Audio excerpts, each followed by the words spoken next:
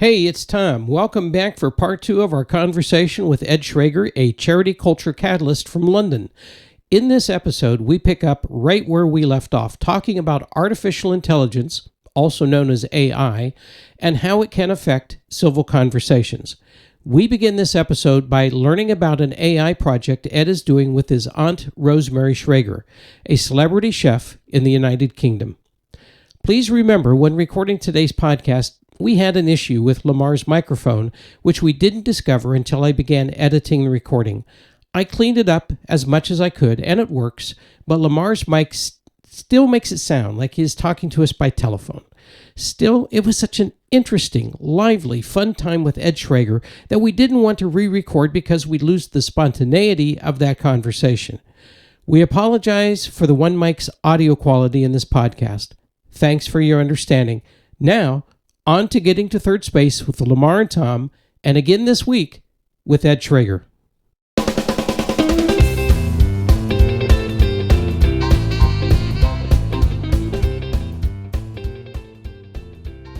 Hi, this is Lamar, and you're listening to Getting to Third Space with Lamar and Tom. Getting to Third Space is produced by Tenacious Change, a consultancy committed to creating resilient nonprofit organizations. This podcast is available on Spotify, Google Podcasts, iHeartRadio, Amazon Music, and Apple Podcasts. Wherever you listen to Getting to Third Space with Lamar and Tom, be sure to subscribe to hear about new episodes when they become available. Also, be sure to share this podcast with friends, colleagues, and family. The more people join us, the quicker we get to third space as a society. To take this to a kind of an experiential level that I know that you have, you have an Aunt Rosemary that Yes. I've read about. By the way, I've had an Aunt Rosemary, a cousin Rosemary, so I kind of, I live with that name. But there's a project that you've been a part of with this Aunt Rosemary Shrager. She's a well-known kind of a gourmet cook in the UK, as I understand it. Can you tell us a little bit about that project and your involvement, kind of where that has gone? Yeah. So, Rosemary is like a great chef, and she's like, well, obviously I've known her most of my life because she's my aunt. So we just used to have lovely food at her table, and it was great. But yeah, she's gone into this world of celebrities and being on TV doing cooking, and as part of that, she's then built up ways to make money out of that. So one of those is writing books, so writing recipe books, and then selling some of the food that you create. So she's got a whole little business going on, which is absolutely fantastic. It's inspirational, seeing someone attacking that kind of world. So she's got these recipe books which have got a load of content of great recipes. As you can imagine, 10 recipe books, they've probably got 50 recipes in each. But that is her content, which is basically just sort of sitting there in these books that I don't know how many people have sold. So what we're talking about, and we're still in the sort of working it out phase, is what could you do with all of that lovely content? So, and the simple thing is to get those recipe books, upload them into a chat bot, so into a bot version of Rosemary that will then be able to draw on all of her recipes, or all of the way that she's written everything that she's ever written, including 3 murder mystery novels, to then come out with recipes and guidance and tips on cooking or fun stuff for people. So the way I see it is, rather than people, if you're looking for a recipe, going onto a website and looking up for a recipe, you would go to this chatbot thing and say, "Oh, I quite fancy a thing for pancakes, or I think a veggie pie, or whatever it is," and you can go on there and it'll give you a pie recipe based on all of Rosemary's different recipes that she's ever used, and sort of bring that together, synthesize it into something unique for you, rather than just using, at the moment, do a search for a pie recipe and you get a recipe. The other sort of elements of it are, you can, now that computers through these chatbots can actually see stuff, you can take a picture of the ingredients of your fridge and say, what could I cook with this? So it's things like that are where it really opens up. I was in a webinar recently with you, Ed, where you demonstrated a little bit of what, these very, very early phases of the Rosemary cookbooks, right? The Rosemary experiment here.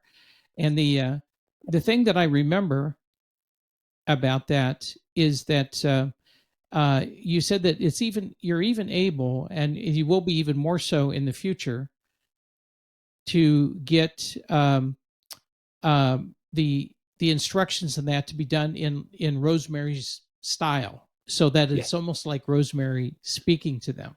Yeah. Is that correct? Exactly. Yeah. So with the way that the chat bots, and this is all stuff that, pretty much anyone can do, is you give it instructions on how to behave. And because Rosemary's someone who's been on TV, I obviously know her really well. And she's a very sort of exuberant character who's actually it seems to be, anyway, quite easy to give the chatbot instructions of how to sound a bit like Rosemary. So you can kind of say to it, tell exuberant tales of your childhood, or that sort of stuff. So giving it those instructions to then make it then sound like Rosemary is quite a fun thing to do. But if we get to the point of uploading all of her stuff, we can then get it to use the books that she's written, so to actually use the language that she's actually used. And if she's done any videos, you can get those transcribed, get that text, put that into the chatbot. So one thing I was going to say to you two was, with this podcast that you've got, I don't know how many you've done so far, but with all of the words that you've got in this podcast, to get those transcribed into a bunch of text that you put into a Word document, easy peasy. You've probably got it already through this Riverside thing. You've probably got a transcript, and then to get that transcript, upload it into a GPT. You've then got all of the stuff that everyone has said in your podcasts as the founding information of your GPT, and then you can interrogate that and say, what insights can you pull from this whole podcast? All of the episodes. So does that mean then that after a bit we don't actually have to do the podcast? That we just tells Chat GPT, generate a podcast? Well, I think no. So I think the thing where it's going to go is that the important thing is generating the original content. Yeah. So there's always going to be the original new content. These sort of conversations, that is going to be the real gold dust of if people can come up with new ideas. And if you're just rehashing old stuff in your podcast, which I don't think you are, but a lot of people probably are rehashing a load of old stuff. You could probably just do that with a chat GPT. But if you're having sort of, coming up with fresh ideas, being creative and getting good conversations going, that I don't think you can do that with ChatGPT. Maybe you will in the future, but not quite yet. Wow. Well, actually what might be really interesting is Lamar, if we could do that with your dog Jake as you and my dog Ebenezer as me, and have them have it, So Ed, when it gets to that state, let us know. That could be really interesting to have our dogs do the podcast. I was just going to bring in just to see. I was just going to bring ChatGPT into the conversation. Can we just give this a go just to see what happens? Yeah, sure. You can obviously, all right. So you can obviously edit it, but what question should we ask it? Because it can talk, so I'll ask it a question. What should we ask? Any subject or what? Yeah, anything. Shall I say what are the drawbacks of using more AI? Shall I ask that? Sure. Yeah, there we go. Let's see if it Yeah. exposes itself here. So, Okay. absolutely. Hang on. Oh.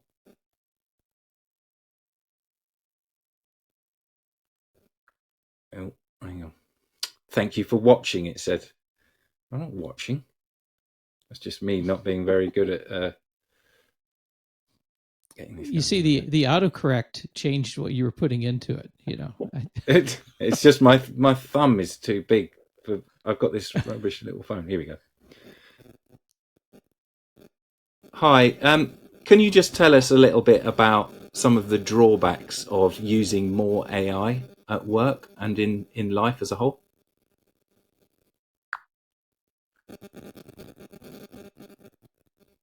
Hey, Ed, absolutely. I can share some thoughts on that. One of the main drawbacks of using more AI at work and in life is the potential for job displacement. As AI becomes more capable, it can automate tasks that were previously done by humans, leading to concerns about employment in certain sectors. There's also the issue of privacy and security, as AI systems often require access to large amounts of data, raising questions about how this data is used and protected. Additionally, there's a risk of bias in AI algorithms, which can perpetuate and even amplify existing inequalities if not carefully managed. Lastly, increased reliance on AI could lead to reduced human interaction and a loss of certain skills that are no longer practiced as frequently. These are complex issues that require careful consideration as we integrate AI more deeply into our lives and workplaces. Wow. Thanks. Hey Ed. The next question I was going to ask you. Let's ask ChatGPT. Okay. Yeah, go on. So my question was: are there any tells in AI that could tip us off that we are interacting with AI? Are there any tells with AI that could tell us that we are interacting with AI?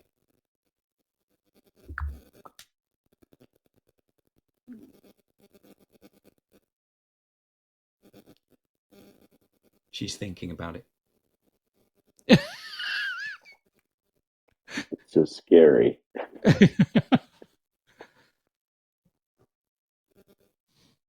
Maybe she doesn't want to Looks tell nice. us The about bubbles the going round. Yeah. Yeah, there are a few tells. Oh, lost connection. Uh-oh. Okay. See, she didn't really want to tell us. That is somebody. That is interesting, isn't it? I'm sure that is just that's a lack of internet thing. So actually, Ed, let me pose the question to you, but maybe within the context of something more specific. You shared we wanted to ask you about the project with your Aunt Rosemary, because we thought you might be able to use it to answer a question we had about the tells in AI. Are there any tells in AI used in that project that could tip us off that we're not really interacting with Rosemary, but with AI? Is there anything that comes to mind for you that would, to the uninformed, that it might suggest you're not interacting with the actual human here? So with that, where it's, you're talking to a chatbot, I think it's fairly obvious, but that's a big assumption of thinking that, because I suppose a thing when you're actually doing it, the speed that it whacks it out is completely impossible for a human to have typed it at that speed. And I don't. This is a bit of a sideways thing, but if you go on a lot of websites, where they have a little chat function in the bottom right hand corner, when you click on the thing, if you wanted to chat to someone, I don't know anyone who ever actually does want to chat to someone on a website, but if it's a real human, it takes them a long time to respond.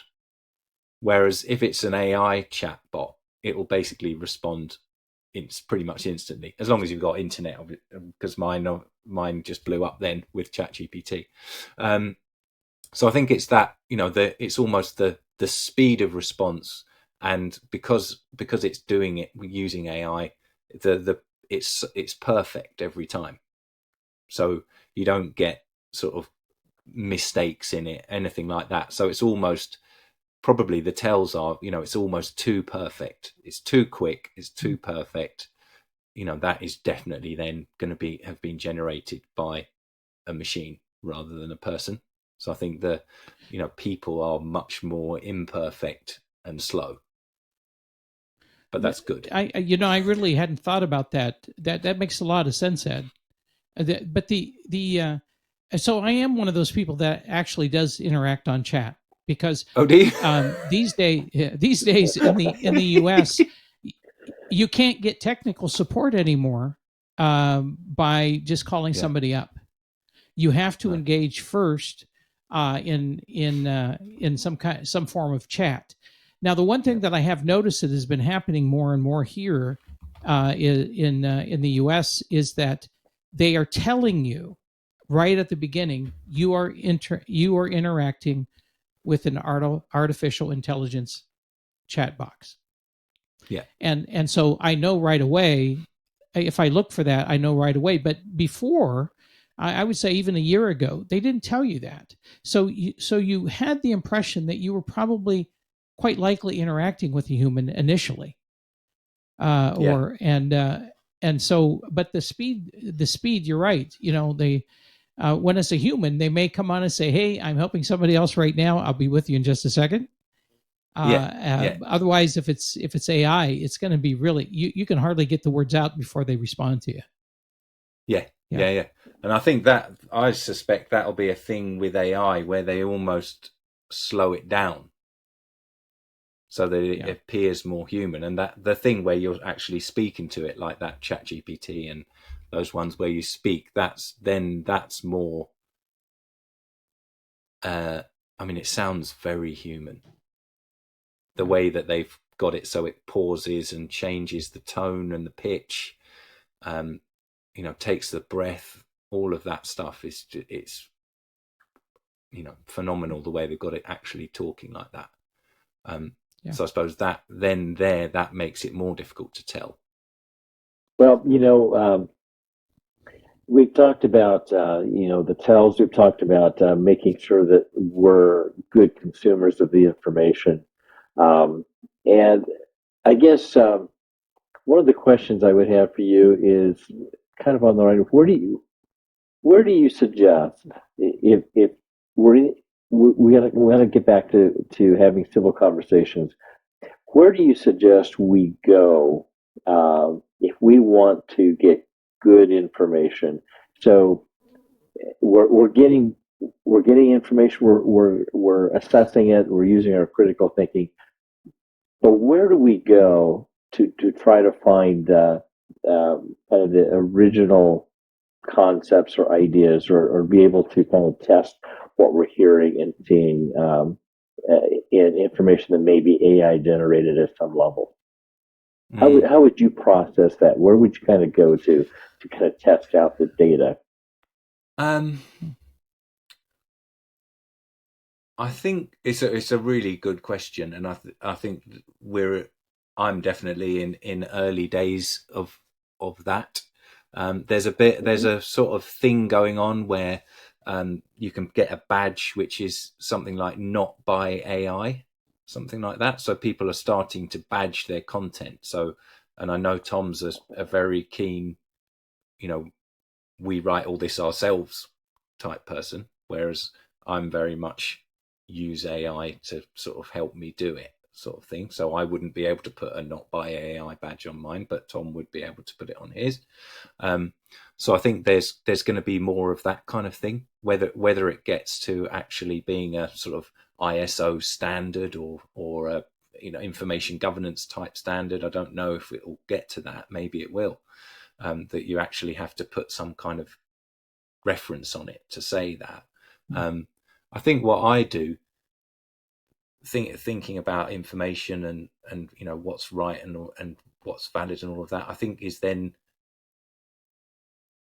checking it with other people. I think is almost my sort of process would be if I'm thinking about something and trying to process it, I've taken something on board, I would then, go to someone who I think knows about it, or can give me a good opinion, and would be asking them about that. So I think that then brings in your sort of the circles you've got, and how you can use those to check out this kind of stuff.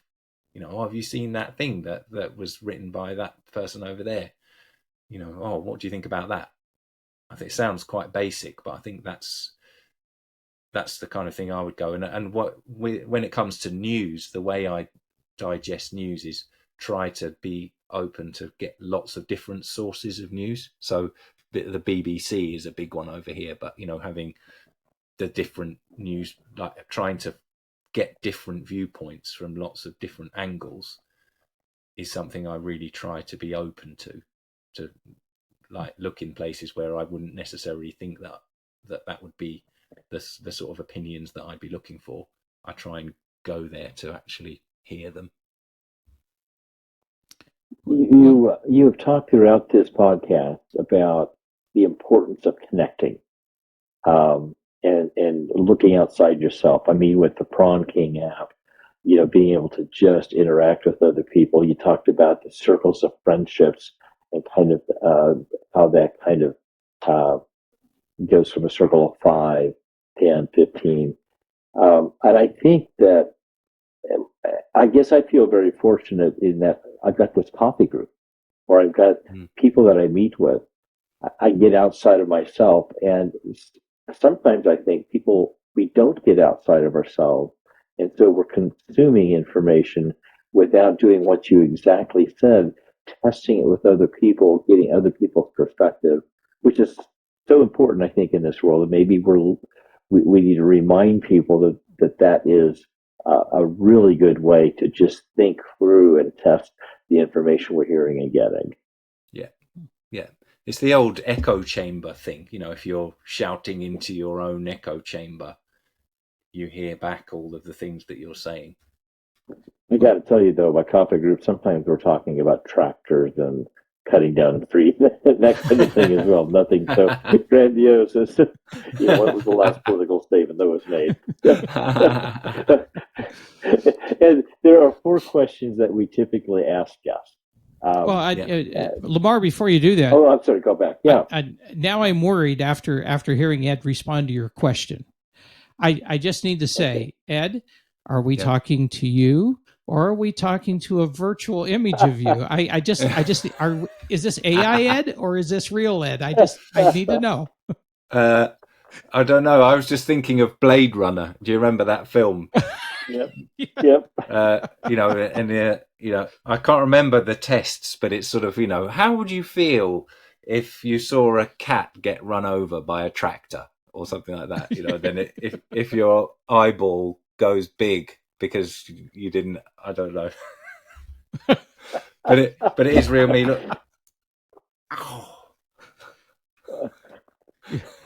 That looked like it hurt, but did it really? Yeah. Sorry, Lamar.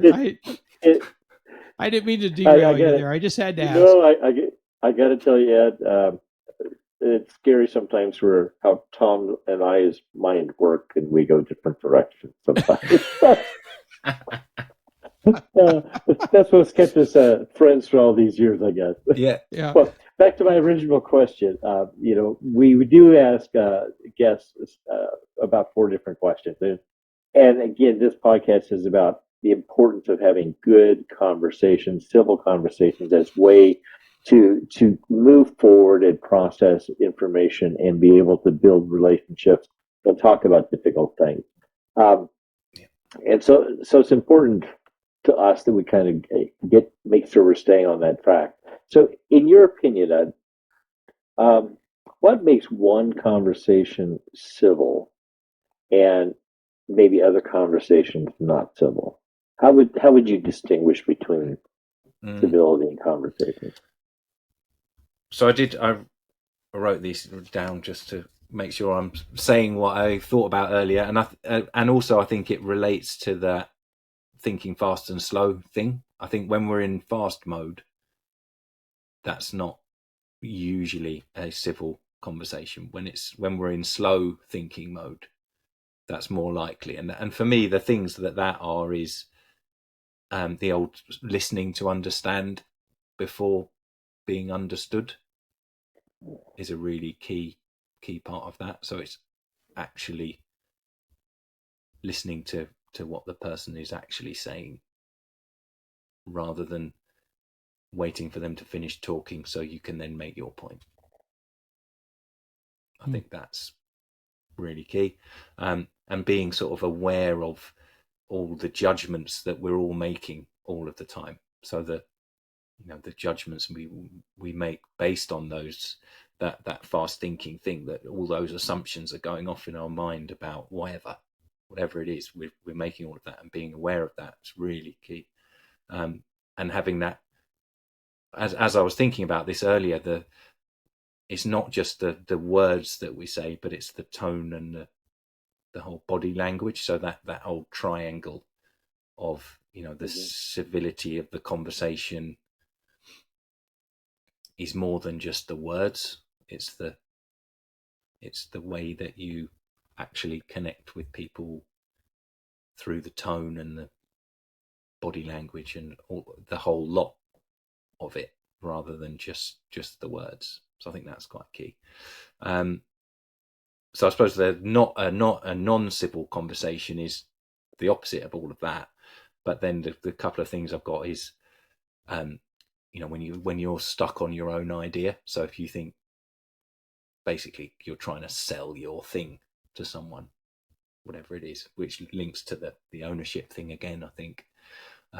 If you've got your idea and what you're trying to get out of the conversation is them buying it, whatever it is, that can lead to a non-civil conversation.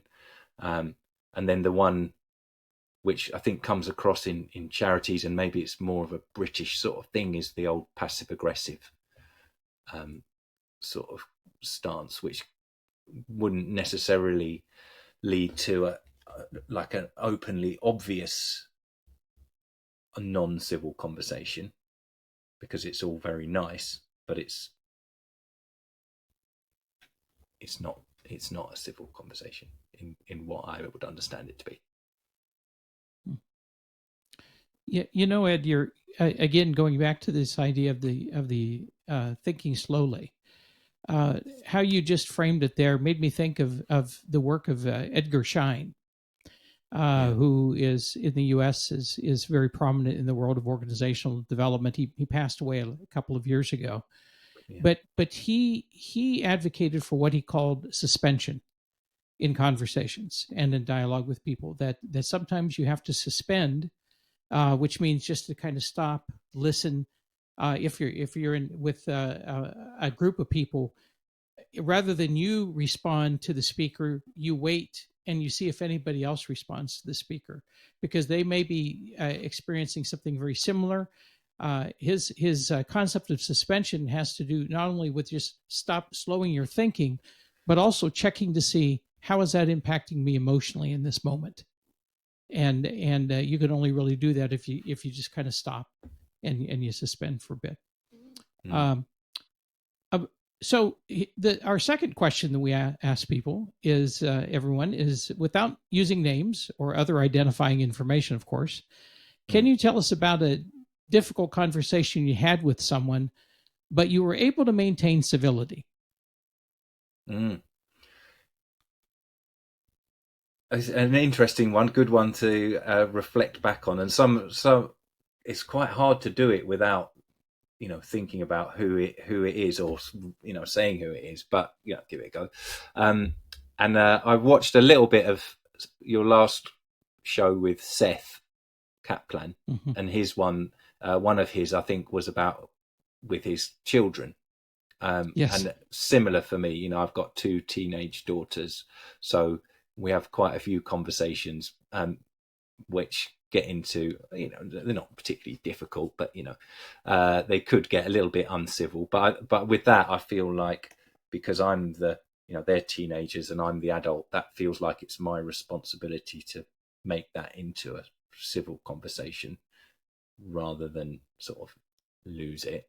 So yeah, there's that. I think on a more sort of work basis, there was one occasion where I was working on a really big project, doing the sort of change side of it, and it wasn't going particularly well. So me and the project manager had a conversation which was initiated by them, which was pretty. It was what was it? It was difficult stuff to talk to each other about, but we did, I think, and from my perspective anyway, managed to keep it civil, and it was quite, one of those moments which I'll remember, and you can sort of feel yourself like, whoa, this is getting quite sort of intense. But I believe I think we did keep it. We kept it civil, and I think we made good progress afterwards. It felt like it was one of those conversations that needed to happen, which then, once it had, led to an improvement of what we were doing. So it was a good outcome.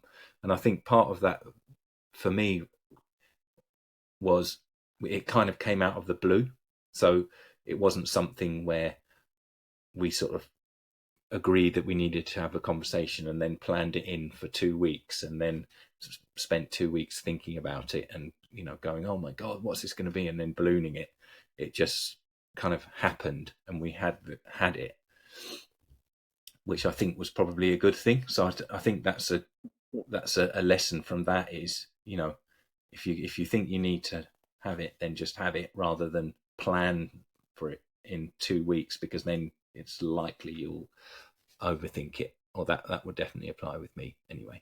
And another one was where I was working with some people, and there was a bit of a sort of clash of politics going on. So they were quite sort of fiercely political in different ways, and which led to a real sort of clash of ideology, I suppose, which was quite, it gets quite heated. So getting together and having a conversation about what the impact of that might be on the rest of the team and how we could deal with it was important to do that in a very sort of civil way, which I think I managed to do, but addressing quite a sort of fiery topic.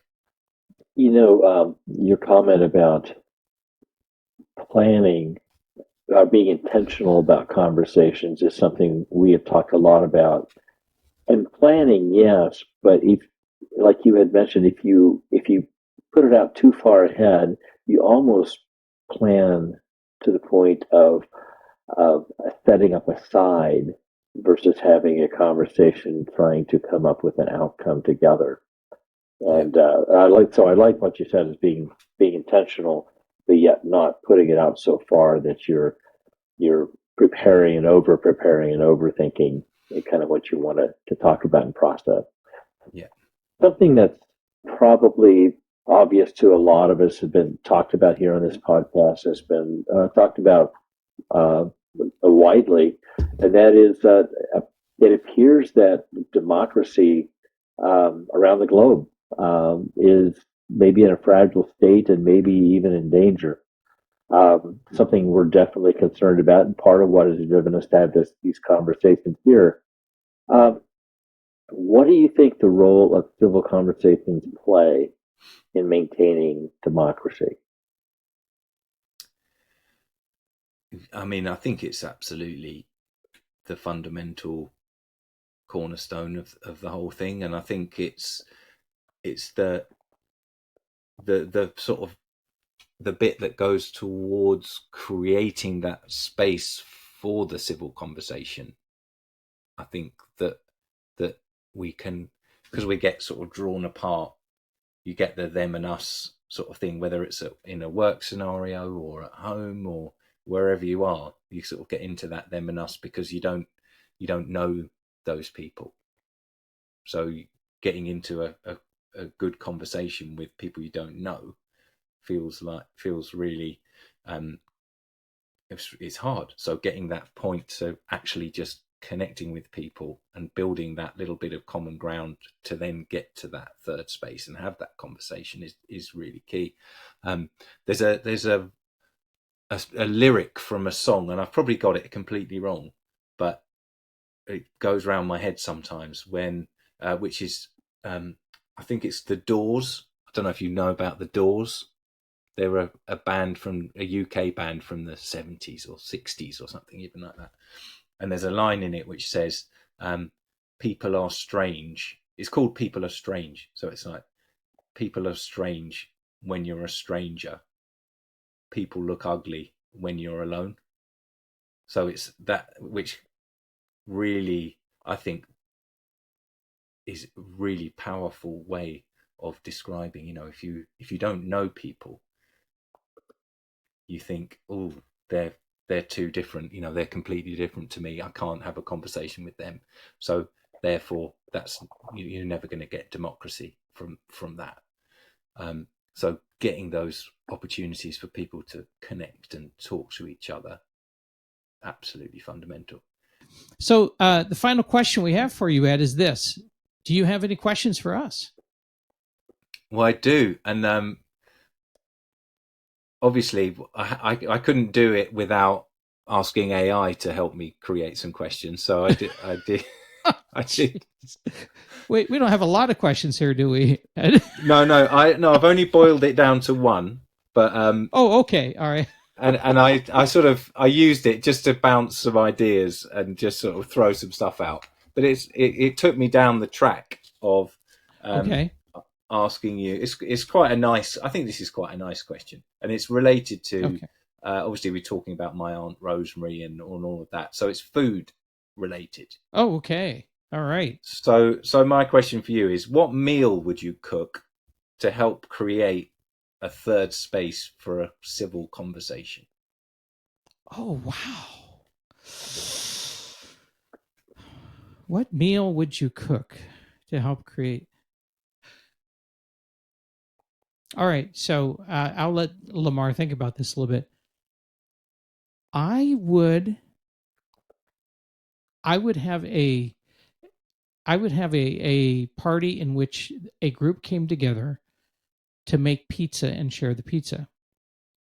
And the reason is because some of the most intense conversations I've ever had with people is when I'm like facilitating a group and we're going to order pizza and get pizza for everybody, right? And trying to figure out what everybody likes on their pizza and everybody will eat. And so, what I've learned from those experiences is that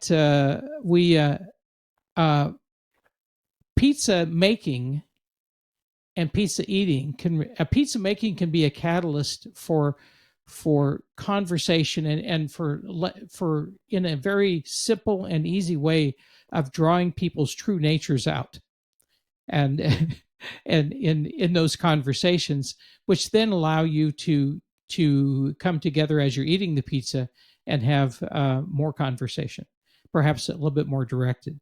So, and especially in a day when food allergies and food preferences and things like that come into play, making pizza together as a group is going to be far more challenging than it was 20 years ago or 10 years ago even. So that's what I would do. Lamar, nice. Were you able to catch that question?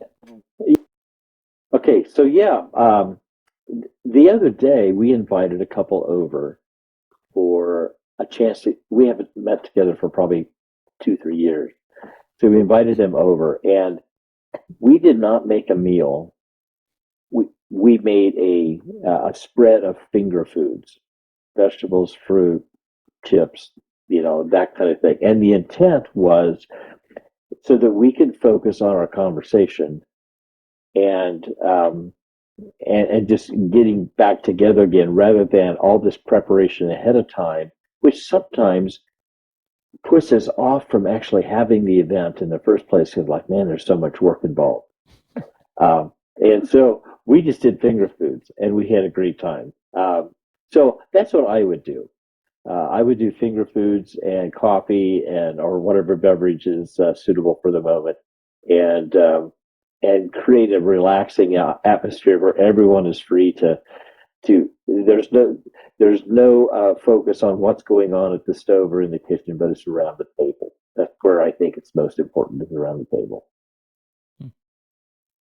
I like that idea, Lamar. Nice. Yeah. Sounds very good. Very good. Well, Ed, we just want to say thank you for doing this with us. And actually, looking at the time that we have here, this is probably going to become 2 podcasts. Oh God! So we've been going down the rabbit holes. Well, that's okay. They were good rabbit holes, and not a problem. But we're probably going to we try to keep the podcast between 30 and 45 minutes. We are a little bit beyond that at this point in time, so I think we're probably going to split it into 2 podcasts, if that's okay with you. Yeah. And but we just want to say thank you for being here, and thank you for. I know it's getting close to tea time for you. Ooh, yeah, you know me. If it's 5 o'clock, I've got to begin. Like clockwork. Go and have a bag of crisps. That's the next thing. Yeah. So we just want to say thanks, and we so appreciate the time and the insights and the conversation we had with you today. It was insightful, it was useful, it was thought-provoking, and it was also a lot of fun. So, and we hope maybe you'll consider coming back on sometime in the future. Yeah, definitely. And thank you so much for the gift of the questions and your time and all of that. It's been a real pleasure. Well, it's been our pleasure. Lamar, anything from you before we let Ed go? No, thank you, Ed. It's been a great conversation, and I've enjoyed getting to know you. And I'm looking forward to connecting on the is it Prawn King? King Prawn. King Prawn. Yeah. We can work that one out. Yeah. Well, Lamar, that was really a fascinating conversation with Ed, and it really was a lot of fun. The guy has some really interesting ideas, and he's involved in some terrific things to really create a more positive cultures in work and in life. So I hope we can have him back on at some point. I'd love to have him come back on after they got the Aunt Rosemary thing figured out. Oh, and I'd like to play with the AI app a little bit more. That was a little spooky. Yeah. It was a little spooky. I agree with you. Yeah. Well, so looking ahead, our next podcast is going to feature a conversation with, us. Yes, Lamar and Tom. We're going to return to a variation on our conversation we had in a previous podcast. The question we're going to tackle is this: if there are first, second, and third places, you may remember that podcast where we talked about first, second, and third places. Are there also first and second spaces as well as third spaces? And if so, what might they look like? So this question was inspired by a comment we got recently from a listener who wrote, "Hi, Lamar and Tom. Very well done. But what if I'm already on third space or in third space? I guess I'll just have to wait for you guys to catch up." Smiley face. But that got us thinking, is third space a place you can actually stay? Is that possible? Are there other spaces that we need to be talking about as well as the third space? So that's what's coming up. Well, and I think I might even know who that comment might have come from. One of your brothers? No, not at all. I do have a few brothers, don't I? Yeah. No, it might have come from that dinner that I had. My wife Carla and I hosted. That was finger foods only around the table. I see. So, yeah. Okay. Well, we might play with that a little bit. So, but remember, this is to our listeners. Remember that we do try to respond to your questions and suggestions, and we do covet them. So we do need to hear from you. There's a couple of different ways that you can contact us and stay in touch with us. You can leave a voice message on Spotify. And of course, we both have Gmail accounts with this podcast that you can contact us on. Mine is lamar.thirdspace@gmail.com, and Tom's is tom.thirdspace@gmail.com. Remembering, third space is spelled with the numeral 3. Lamar, something just kind of popped into my head here, and I'm having a day where things are popping into my head. I don't know what that's about. I But noticed your head popping. yes, you did. Okay. Yeah. So, what I'm wondering is, we talked about earlier in the podcast with Ed about King Prawn. And so Right. maybe what we want to do is just kind of issue an invitation to our listeners, if you're interested in participating in a King Prawn experience, in which how it works is that you're matched with somebody else that wants to have a King Prawn conversation, and you just set up a 30-minute get to know you conversation. That's it. That's all you do. You just chat for 30 minutes. Um, uh, Let us know, because we do have through my work with Ed previously. I have a King Prawn account. It would be something that we could set up very easily, but we need to do so if you only if you're interested. So if you think that might be kind of fun to try, send us an email. I think that would be pretty cool to try. And I would be interested in giving it a try myself, Tom. And actually, I was thinking the other day, we had an opening at the gallery that I show out with Yeah. the photograph. And, I am literally the guy that likes to hide in the corner and watch everyone else interact. I don't seem like that, but I do. But I pushed myself out. I introduced myself to this one couple with a joke or two, and we got into this conversation, and it was a great conversation, learning who they were, the art that they were showing.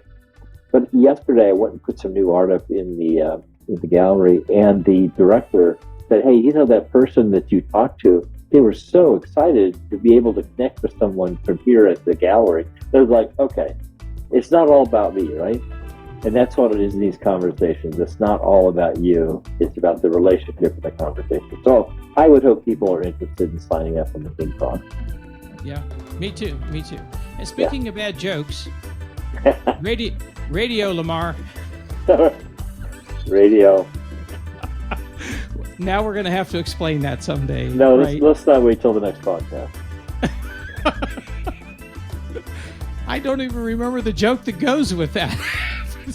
I It's just something to do remember with polar bears.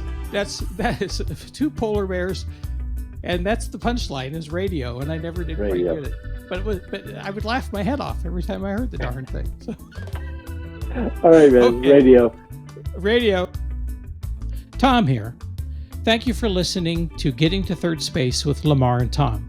Remember to click on subscribe to be sure you get notices about new episodes. Getting to Third Space with Lamar and Tom is a production of Tenacious Change. Opinions and ideas expressed in this podcast are solely those of Lamar Roth and Tom Klaus. And we'd like to hear your opinions and ideas too. You can leave us a voice message on Spotify, or you can email us at the addresses found in the show notes. Also, in the show notes, you can find links to some of the things we talked about today, so you can check them out for yourself. Until next time, keep moving toward third space.